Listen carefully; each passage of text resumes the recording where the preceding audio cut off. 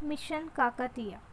It is a flagship program launched by the government of Telangana which aims at rejuvenation of water tanks and other water storage structures to provide assistance and help to the small and marginal farmers of the state. Mission Bhagiratha. It is a project for safe drinking water for every village and city household in Telangana state. It aims to provide piped water to 2.32 crore people in 20 lakh households in urban and 60 lakhs in rural areas of Telangana. The project will supply clean drinking water to all households in the state through water sourced from river Godavari and river Krishna. Quality Council of India. Quality Council of India is an autonomous organization under the Department for Promotion of Industry and Internal Trade, Ministry of Commerce and Industry. It was set up jointly by the Government of India and the Indian industry represented by the three premier industry associations, that is ASSOCHAM, CII and FICCI. Long form is Associated Chambers of Commerce and Industry of India, Confederation of Indian Industry and Federation of Indian Chambers of Commerce and Industry. It is the quality apex and national accreditation body for accreditation and quality promotion in the country. The council was established to provide a credible, reliable mechanism for third-party assessment of products, services and processes which is accepted and recognized globally. Chairman of QCI is appointed by the Prime Minister on recommendation of the industry to the government. AFSPA, that is Armed Forces Special Power Act 1958. AFSPA is a law which gives immense powers to armed forces to maintain the rule of law in the disturbed areas. It was passed on September 11, 1958 to help the army in tackling the disturbed areas of the northeast India. AFSPA is levied only in those areas which have been declared as disturbed areas. A disturbed areas is one which is declared by notification under Section 3 of AFSPA. The central government or the governor of the state or administrator of the union territory can declare the whole or part of the state or union territory as a disturbed area. A suitable notification would have to be made in the official gazette. As per Section 3, it can be invoked in places where the use of armed forces in aid of the civil power is necessary. As per the Section 3 of the AFSPA, it is mandatory to seek the opinion of the state government that whether an area is disturbed or not. Coffee in India. India is the fifth largest export and producer in the coffee in the world and is emerging as the major coffee consuming country. Brazil is the top coffee producing country in the world. Bengaluru is the coffee capital of India and produces nearly 70% of India's coffee. Arabica and Robusta are the two main varieties of coffee cultivating in India. Strategic disinvestment. Disinvestment means the dilution of stake of the government in a public enterprises. Strategic disinvestment is transferring the ownership and control of a public sector entity to some other entity. If the government is selling minority shares in a public sector entity, it will continue to be the owner of the PSE. This is normal disinvestment procedure. Strategic disinvestment is the sale of a substantial portion of the government shareholding of a central public sector enterprise of 50% or more along with transfer of management control. The Department of Investment and Public Asset Management DIPAM under the Ministry of Finance has been made the nodal department for the strategic stake sale in the public sector undertakings. DIPAM and NITI Aayog will jointly identify PSUs for strategic sale. Antiviral nano coating. Scientific innovations and discoveries. Recently, the Department of Science and Technology has approved the use of antiviral nanocoatings on anti-COVID-19 masks. These coatings have been approved for triple layer medical mask and N95 respirator as a part of the mission on nanoscience and technology, that is MNST.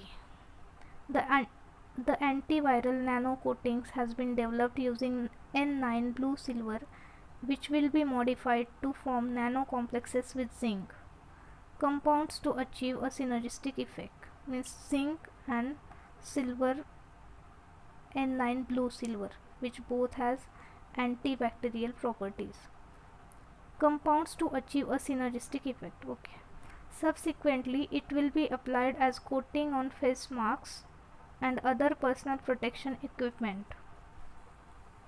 Nano coatings have 99.99% effectiveness, and these can work on multiple levels at the same time, like antiviral, antibacterial, and antifungal, and self-cleaning.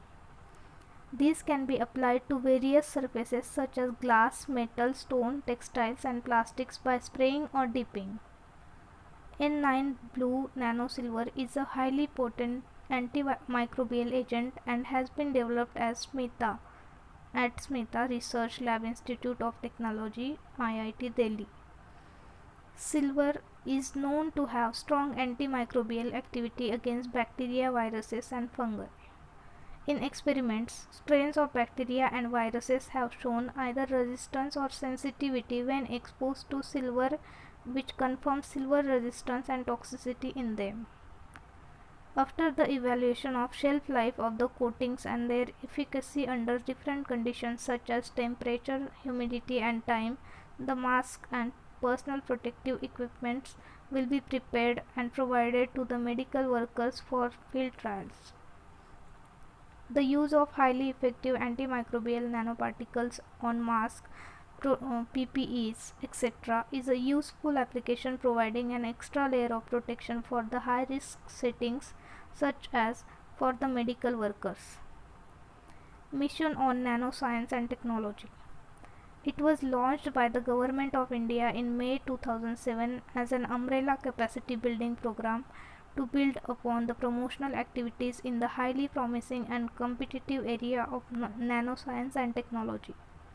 The DST is the nodal agency for its implementation. Its objectives are basic research promotion, infrastructure development, nano application and technology development, human research development, and international collaborations. Commodity market outlook, World Bank. Important international institutions, their structure, function, and mandate. According to the World Bank's April 2020 Commodities Market Outlook, COVID-19 is expected to bring most commodity prices down substantially in 2020. However, it also says that the outlooks are exceptionally uncertain and depend on the severity and duration of the pandemic and when mitigation measures are taken. Worst hit. Energy and metals commodities are the most affected by the sudden stop to economic activity and the serious global slowdown that is anticipated. Energy and metal commodities. Commodities associated with transportation including oil have experienced the steepest declines. Agricultural prices are likely to stay broadly stable in 2020 because of relatively stable demand and all-time high levels of staple production and stock.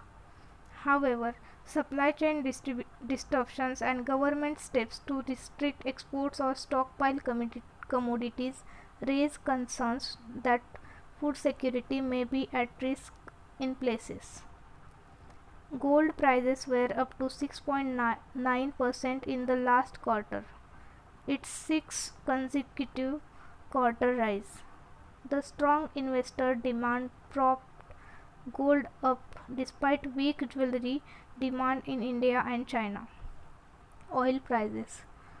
These are expected to average at $35 per barrel in 2020. The decline in crude oil prices has been exacerbated by uncertainty around production agreements among the Organization of the Petroleum Exporting Countries and other oil producers. Impact on importers and exporters.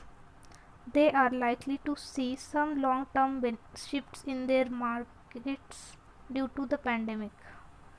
These include increasing transport costs due to enhanced border checks and thus impact on supply chains. Substituting for imports with domestic goods. Companies might prefer to source from closer by, for instance. Other observations. Changing consumer behavior, for instance, people may choose to work remotely, travel less, and this could impact permanent drop in demand for oil, favorably impacting the accounts for oil importers. The reduction in emissions of the harmful gases caused by the restrictions may also increase the public pressure for greener transport and lowered fossil fuel use.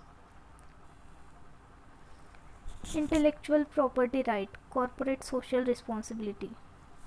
The Bangalore International Airport Limited will plant 500 Devanahalli pomelo trees as part of its corporate social responsibility. The plantation drive is also part of the 50th anniversary of World Earth Day. Devanahalli pomelo, a citrus variety, is almost on the brink of extinction. Devanahalli pomelo has a geographical indication tag. It is grown in Devanahalli Taluka, Bangalore, Karnataka, and is popularly known as Chekota. I'm really sorry, I really don't know how to pronounce it. The Devanahalli pomelo has a unique sweet taste, unlike other local varieties which have a bitter taste. The establishment of the Kempegowda International Airport brought in different livelihood opportunities for people to change their practices, and focus shifted away from its cultivation. The absence of an organized market for the fruit was another factor behind decline in the plantation of the variety. BIAL owns and operates Kempegowda International Airport. Pomelo is a parent of the grapefruit and is also known by its scientific name Citrus maxima. The fruit is rich in vitamin C. While each pomelo tree grows 24 inches per season, it can live from 50 to 150 years and reach a height of 25 feet.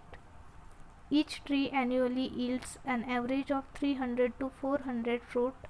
Each fruit typically weighs 2 to 2.5 kg and is identified by distinctive pink or red juicy carpels.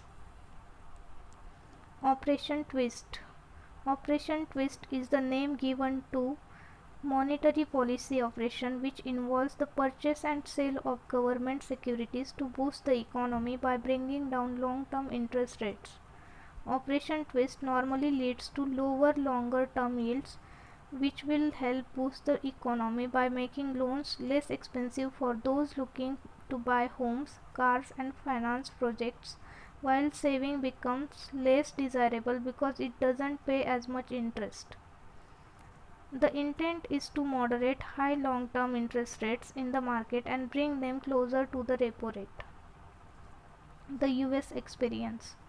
In the US, such tactics were first used in 1961 when the economy was recovering from recession post the Korean War.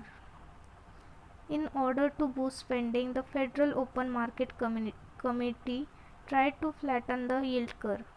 A flatter yield curve reduces the excess compensation that bond holders earn for the added risk of holding bonds for a longer tenure. What are open market operations? The RBI manages and controls the liquidity, rupee strength, and monetary management through purchase and sale of government securities in a monetary tool called open market operations. Open market operations are the market operations conducted by the RBI by way of sale and purchase of government securities to and from the market with an objective to adjust the rupee liquidity conditions in the market on a durable basis. When RBI feels that there is excess liquidity in the market, it restores to sale of security, thereby sucking out the rupee liquidity. Similarly, when the liquidity conditions are tight, the RBI may buy securities from the market, thereby releasing liquidity into the market.